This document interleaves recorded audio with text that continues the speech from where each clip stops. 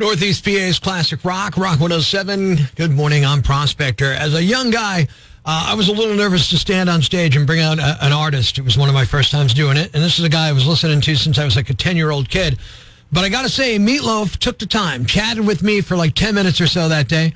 We talked about Todd Rundgren producing his album, and that got us into talking about his marriage. And we mentioned the energy he put it into his show. And Meatloaf told me he wanted to make sure my energy was good before he let me out on a stage, which honestly, at the time, 19, 20-year-old kid, I thought was a little weird. But as I thought about it, it made sense.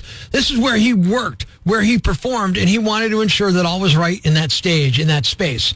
I get that. I'm kind of the same way about the studio I work in. Super nice guy. I met Meatloaf a few times after that. He always took a couple of minutes to chat, was always very, very nice, and he always put on an amazing show. Meatloaf passed away at age 74 last night.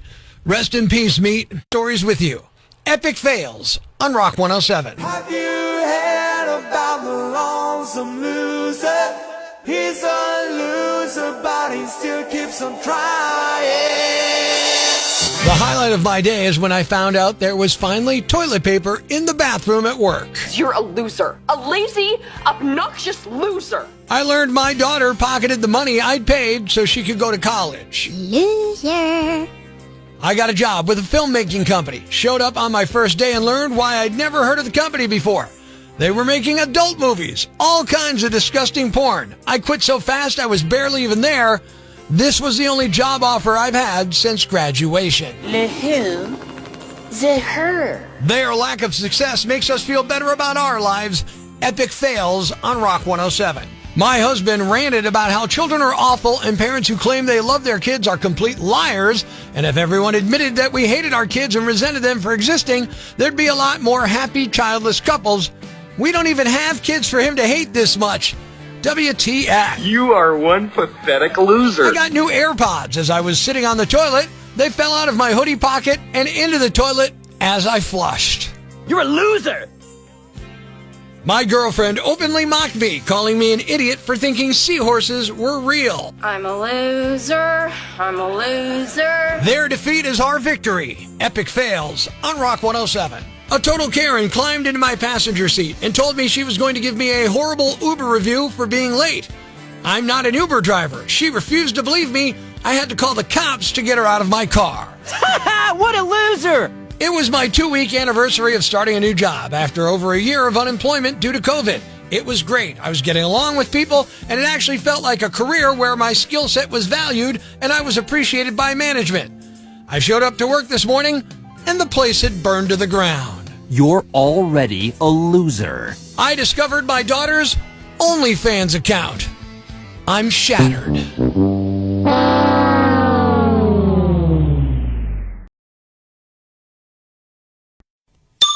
Breaking the news that's already broken. It's time for Prospector's Briefs on Rock 107. Snoop Dogg and Martha Stewart will host this year's Puppy Bowl. It'll be the only bowl Snoop does that day that won't result in smoke alarms going off. The Mars Candy Company is making changes to its M&M characters to make them more progressive. In related news, all Hershey's Kisses will now require consent. An insider says Pete Davidson thinks Kanye's song where he says he wants to beat Pete's butt is hilarious, which might be the first time Pete Davidson and the word hilarious have been used in the same sentence. Prospector ruins everything, even the news. Tune in Monday for Prospector's Briefs on Rock 107. Rock 107. Good morning. I'm Prospector, and you may remember earlier this week, Monday, I called my wife because she wanted something. She wanted adult coloring books, which at first I thought were something different than they are, but no, they're just coloring books, and she thought it was important for her to get them. Check it out. So, adult coloring books. Do you really, like, have you seen these? Do you really want one? I've only seen them on Facebook, but I really want one. Like, why can't you just get, like, a regular coloring book? Well, they're more intricate, and the designs are prettier, so I like them. Well, because of that, me talking to her on the radio about it, we got some. A gentleman dropped some off at the radio station, so I didn't have to pony up any dough for this. I've done it. I've got those for my wife, and when I brought them home, she decided that wasn't enough. So we're going to call my wife, Tara, and find out what else she wants, and then I'm going to tell her I'm just not getting it for her. Hello. Hi, good morning, Tara. It's your husband. How are you?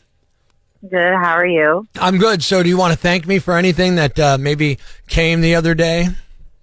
Yes, all my coloring books and puzzle books. It's wonderful. Adult coloring books, not pornographic, in case anybody's concerned. These are legitimate coloring books that are just a little more skilled and designed to be relaxing for you and stuff, right? Exactly. All right, listen, a guy named Goey hooked us up, so thanks to him. I didn't do that, but it's not like you're 100% satisfied with this. You said to me something last night that you wanted something else. Do you know what that is? Do you remember? Yeah, I need the big box of crayons. A big box of crayons. So go buy them. What do you need me for? Because, you just get them for me. How come I have to get the crayons for you? I got you the books. Because you're a good husband. I mean, are you talking like the 64 crayons with the crayon sharpener? Yeah, with the sharpener and everything. You don't need that many colors. Yeah, I might need more. I think there's even a bigger one than that now. A bigger one than 64? Yeah. Come on. I think there is. I don't think there's that many colors in the actual universe. How could there be that many crayons? I don't know, but there is. Yeah. I need them. Look, how much does something like that cost? What would a 64 kind of crayon? No, I'm not sure. It's probably gone up in price. You should probably just go get it. No. I'm not getting it for you. That's going to be on our grocery list. Yeah, I saw it on the grocery list. It's not groceries. Groceries are food. Here's what groceries are. Items you can eat, items you clean with, and utensils that help you do either. That's all that groceries are. Crayons, not groceries. Makeup, not groceries. Hey, if you can get it at the store, then it can go on the list. That's the way I look at it. It's not groceries. Just because they sell it there doesn't mean it's groceries, okay? They sell Christmas trees around Christmas. That's not a grocery item. We don't need Christmas trees. If we needed a tree, we could get a tree. That's not the point. The point being is it's not groceries, and neither are crayons, and I'm not buying them for you. I got you the damn books. That's all you get from me. Yeah, we'll see. Yeah, we will see. What are you going to do if I don't get them for you? You can spend the $8 yourself. You got money. We'll see. Yeah, we'll see. Goodbye. Goodbye.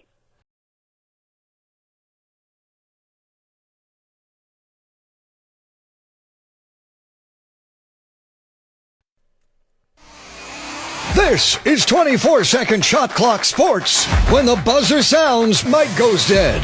Start the clock. Snow is predicted for this weekend's Packers-Niners game, as are a lot of fat, drunk white guys chest-bumping whenever Green Bay scores.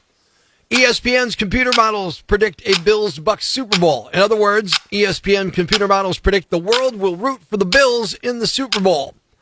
Tom Brady says he doesn't get special treatment for referees on roughing the passer calls. Sure, and the MyPillow guy... The following rant may cause you to pull your hair out, scream at the radio, punch the dashboard. Complaints should be addressed to Loudmouth Yambag at rock107.com. Hey, I'm Rock 107's Prospector. Here's what's got me jacked. I see that Lackawanna County is suing the mall at Steamtown. I'm sorry, the marketplace at Steamtown. Did that name change fix everything? Great. Anyway, I see the county is suing the mall, marketplace, for access to the bridge over Lackawanna Avenue. Back in the early 1990s, the developers of the marketplace, much fancier than a mall, the developers were granted an easement. That easement required perpetual public pedestrian access across that bridge. Of course, the mall, fancy schmancy, isn't it wonderful marketplace, of course, much better than a mall could ever hope to be. They have Crunch Fitness in that bridge now. So us regular folks can't access the county offices that occupy the former Globe store or the parking garage across from the mall. I am so sorry. Across from the wonderful marketplace. That really puts malls to shame. Anyway, we can't access that without walking outside into the elements and traversing Lackawanna Avenue. Of course, the owners of the mall, Marketplace, the super fantastic, most pious marketplace that really infuses life into downtown Scranton. Of course, the owners say that easement ended when the Globe store shut down in 1994. I do know this. I'm not shocked by this. Not at all. The owners of the mall, the owners of the awesome, amazing, greatest commercial endeavor ever created by man are not exactly pedestrian/parker friendly, in my opinion. And I say this because they own two garages. The one under the mall, The one under the supercalifragilistic marketplace and the one over the movie theater, the Electric City Garage. However, when I paid to park in those facilities, I had an extremely difficult time getting to work. When I parked under the marketplace, hey, I got it right. The doors exiting the mall, Marketplace of Wonderfulness, that's what I meant, Marketplace, were locked until 5 a.m. So I left that garage and I parked at the Electric City Garage, which the mall, the Marketplace, the amazing, life-changing, it's better than anything you can imagine Marketplace owns. Now, that was open 24/7, according to the folks who manage the garages in downtown Scranton. And indeed, you could pull your vehicle in or out any time, but the elevators were not turned on until 5 a.m. What?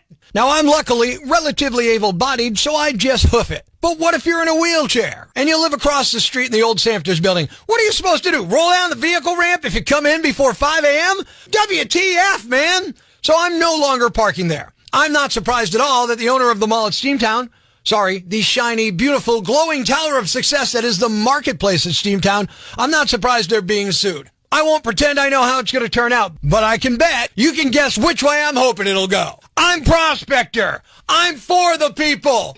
Who's with me? I gotta go crazy, man! Ever see the crazy guy screaming at the wall outside the Times building? Where does this rage come from, my son? Tweet us with hashtag I found Prospector and we'll come and get him.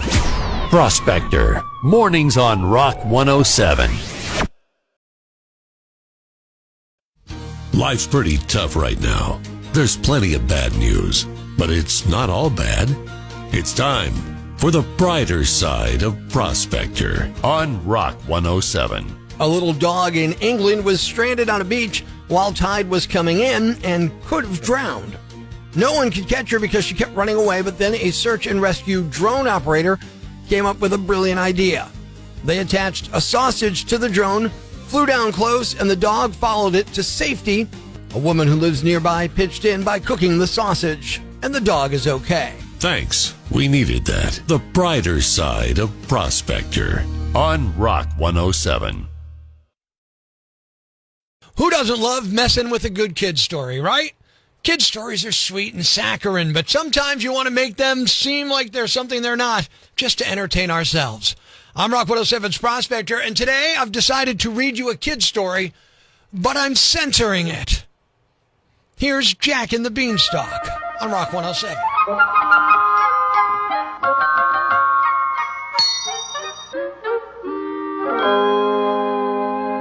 Once upon a time, there lived a poor widow and her son Jack.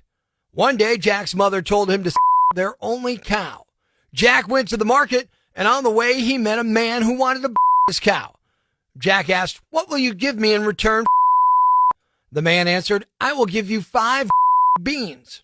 Jack took the beans and gave the man the but when he reached home, Jack's mother was angry. She said, he your cow and only gave you some beans?" She threw the beans out the window. Jack was sad and went to sleep without. The next day, when Jack woke up in the morning and looked out the window and saw a huge had grown from his beans, he climbed up the and reached a kingdom in the sky. There lived a the was very big and looked very Jack was terrified and went and hid inside. The cried, "Fee, fi, fo, fum, I be he alive or be he dead, I'll his bones to my." The had a magical harp that could play songs. Jack took the harp and was about to leave. Suddenly, the harp cried, "Help! A stealing me!" The woke up and saw Jack with the harp. Furious, he ran after Jack, but Jack was too for him. He ran down the beanstalk and reached home. The followed him down. Jack quickly ran inside the house and fetched it. He began to the beanstalk. The fell and died. Jack and his mother were now rich and lived happily ever after.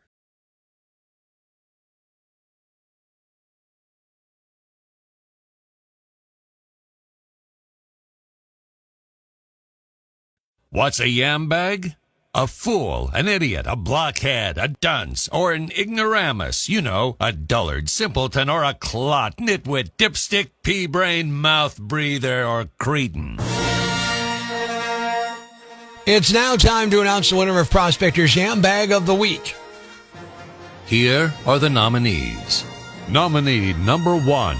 2 idiots in Key West set a small fire on New Year's Eve and got caught because a bartender who served them that night saw the footage and recognized them as the jerks who didn't leave a tip. Nominee number 2. A 22-year-old woman in South Dakota is facing charges after she faked her own kidnapping because she, quote, wanted a break from her husband. Nominee number 3.